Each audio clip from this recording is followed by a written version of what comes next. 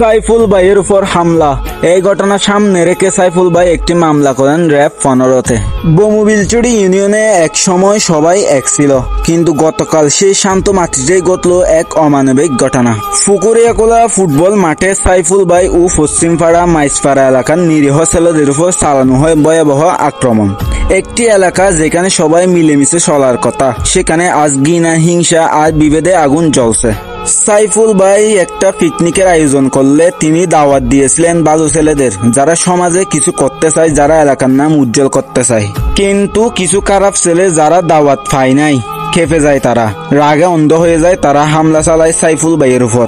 কিন্তু একটা প্রশ্ন আমাদের সবার মাথায় রয়ে যায়, এটা কি শুধুই দাওয়াত না পাওয়ার প্রতিশোধ, নাকি এর পেছনে আরো বড় কোনো নেতার ষড়যন্ত্র আছে যে চায় বমুবিলচুরিকে বিভক্ত করতে? আমাদের বুঝতে হবে এলাকার শান্তি ভাঙা কোনো বীরত্ব নয়। যে নিজের ভাইয়ের উপর হামলা চালায় সে কখনো মানুষ হতে পারে না। আমি বলবো আজ সময় এসেছে সবাই এক হওয়ার, ভালো আর খারাপের মধ্যে পার্থক্য বোঝার। সাইফুল ভাইয়ের মতো যারা হাসি ফুটাতে চায় তাদের পাশে দাঁড়ানোই এখন সময়ের দাবি।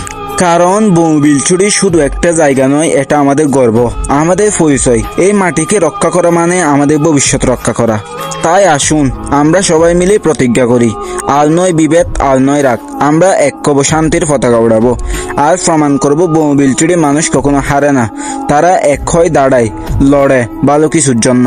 সাইফুল ভাই গতকাল ফুকুরিয়াকোলা মাঠ থেকে ফিরে আসতে পেরেছেন, এটার জন্য সবাই সুস্থতা কামনা করি। এর বিচার অবশ্যই হবে সাইফুল ভাই, ইনশাআল্লাহ।